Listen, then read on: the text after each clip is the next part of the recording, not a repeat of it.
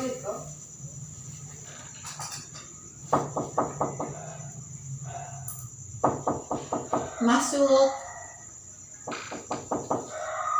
Iya, silakan masuk. Halo, Kak Meli. Halo, Selamat malam, Kak. malam. Aduh, Kak, jangan marah mengganggu. Tidak apa-apa. Silakan duduk. Iya. Kak, ada makan kok? Iya, jangan marah, ada makan ya. Oh iya, makasih, Kak. Kita makan sama-sama, Su ya. Iya, Kak. Iya. Tunggu. Ini suka. Iya, makasih, Kak. Iya, Kak. Selamat makan. Iya. Kak sendiri saja, Kak? Iya, saya sendiri sudah nih. Iya, makan suka. Iya, makan.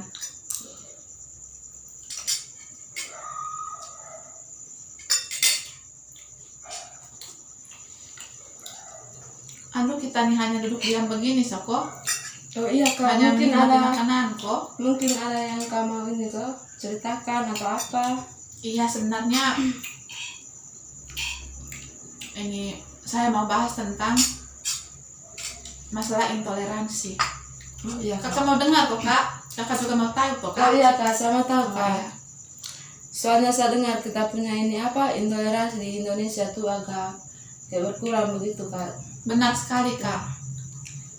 Seperti itu yang saya pikirkan, Kak. Pengaruh di kita punya negara ini masalah toleransi sering terjadi toh, Kak. Iya, Kak. Iya. Terus bagaimana ini? Kalau saya jelaskan sedikit tentang intoleransi, Kak. Oh bisa, Kak, silakan, Kak. Oke. Indonesia adalah negara multikultural dengan beragam budaya, agama, ras, bahkan bahasa. Tentunya dalam menghadapi keberagaman tersebut dibutuhkan sikap toleransi yang baik. Namun belakangan ini intoleransi telah menjadi salah satu topik paling sering dibincangkan di Indonesia. Hal ini terlihat dari meningkatnya konflik yang disebabkan tidak adanya sikap toleransi dalam masyarakat, sehingga membuat banyak munculnya ekstremis dan radikalisme yang dilandasi oleh pemahaman ajaran keliru. Di sini kita membahas hal tersebut bersama teman saya. Silakan memperkenalkan diri. Baik, terima kasih.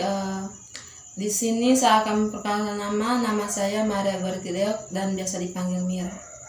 Oke, saya sendiri akan memperkenalkan diri. Nama saya Melena Jahanur. Di sini kita berdua akan membahas tentang intoleransi yang bertema tentang kesetaraan dan keberagaman. Kita akan membagikan pengalaman serta pandangan tentang perilaku intoleransi di Indonesia. Baik, kita langsung saja ya, Kak, memperbincangkan tentang intoleransi politik di Indonesia. Oh iya, Kak, di sini saya bisa bertanya, Kak, maksudnya bertanya sedikit-sedikit tentang intoleransi. Kira-kira di sini apakah ada pengalaman personal atau berinteraksi dengan kejadian atau peristiwa intoleran? Apakah yang dipelajari dari pengalaman itu? Iya, Itu Kak. saja, Kak. Ya, Kak.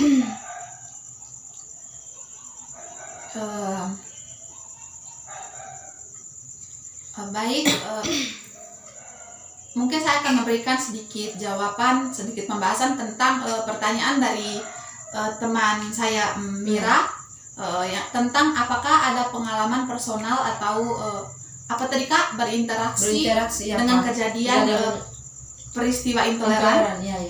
Yang pertanyaan lanjutannya, apa yang dipelajari dari pengalaman itu? Ya. Baik, Kak, saya akan menjelaskan sedikit. Pengalaman personal sejauh ini tidak ada, tapi pendampingan kasus cukup sering, seperti kasus contohnya persekusi komunitas Ahmadiyah di Lombok Timur tepatnya, penyerangan terhadap warga Papua di Papua dan di luar Papua. Kedua kasus itu adalah sedikit dari sekian banyak peristiwa intoleran yang terjadi berulang. Dari dua kasus ini saja yang terus berulang, saya menyadari kalau toleransi di Indonesia tidak akan berjalan dengan baik tanpa adanya jaminan dari negara. Kenapa negara jadi penting? Karena ada penegakan hukum di situ terhadap aktor-aktor yang melakukan tindakan intoleran. Selama ketegasan atas praktik intoleran hanya bersifat normatif, kebijakan diskriminatif yang didiamkan tidak akan membawa Indonesia menjadi negara yang menghargai kemajemukan. Begitu ya, Kak? Ya, Kak. Sejauh ini saya belum pernah bersinggungan langsung dengan hal tersebut. Justru sebaliknya, saya dibesarkan dari keluarga yang cukup heterogen. Di sisi lain, ketika saya melanjutkan studi S1 di jurusan sosiologi, yang dimana di situ banyak mempelajari tentang masalah sosial yang beraneka ragam.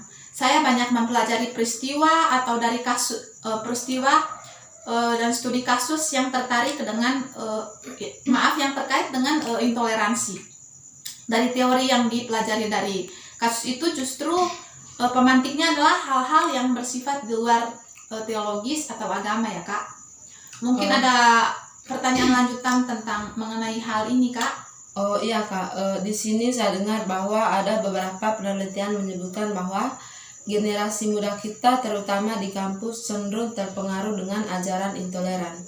Kira-kira bagaimana Anda melihat perkembangan intoleransi anak muda? Baik, Kak. Itu saja, Kak. Mungkin saya akan langsung menjelaskannya ya, Kak ya. Iya, Kak. Oke.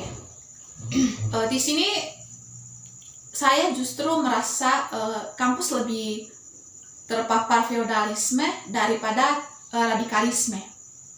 Kalau begitu, kemungkinan besar mahasiswa sekarang lebih sering mengangguk ketimbang menggeleng di kampus karena kesulitan untuk membedakan antara ruang kelas dan ruang ibadah, ya, Kak? Iya, Kak. Mungkin satu hal yang menyebabkan kecenderungan terpengaruh ajaran intoleransi karena tidak ada diskursus yang dibangun secara ilmiah.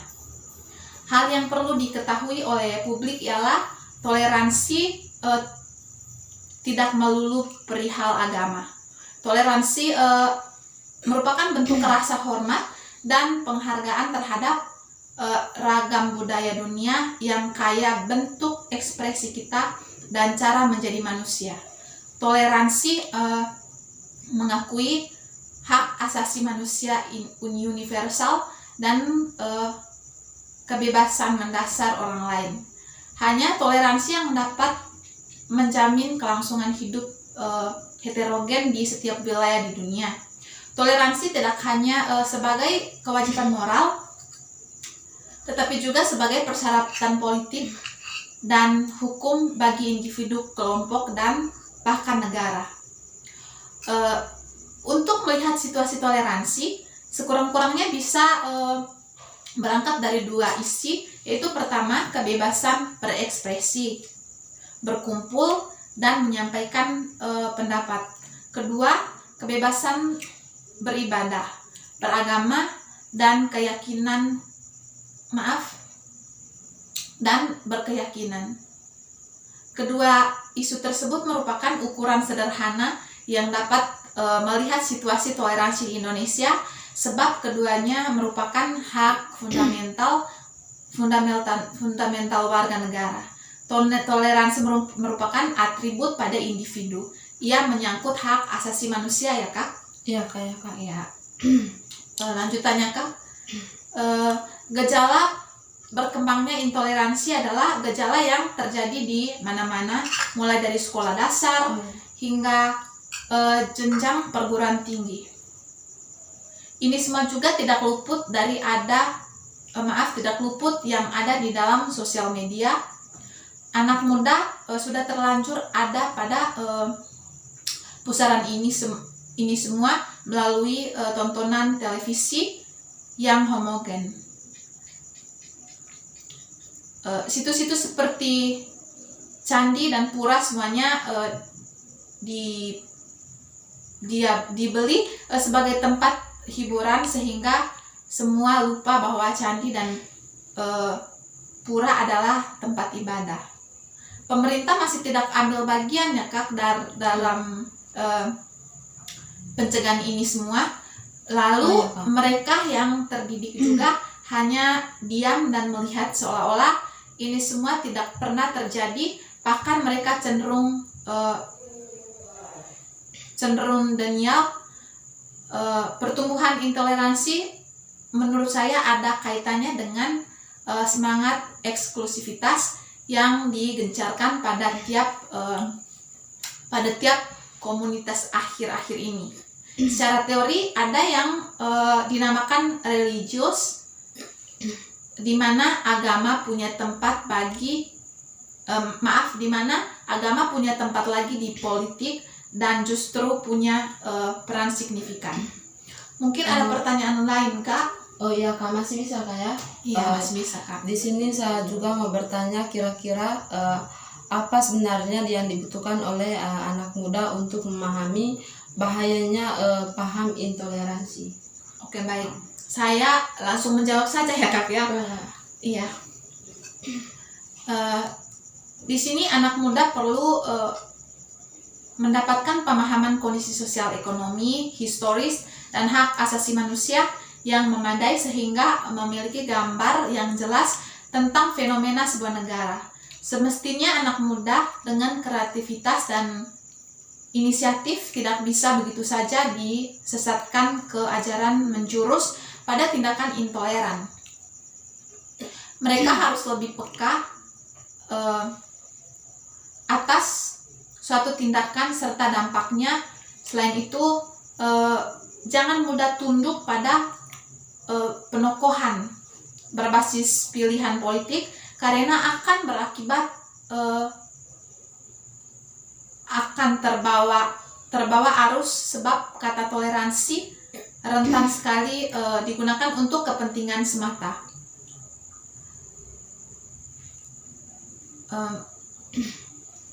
Sekian saja mungkin penjelasan tentang intoleransi ya Kak. Iya, Kak. Di akhir kata saya juga ingin memberikan mengajak masyarakat untuk menjaga persatuan dan kesatuan bangsa kita ini ya Kak. Bangsa Indonesia adalah masyarakat yang majemuk, yang cinta damai.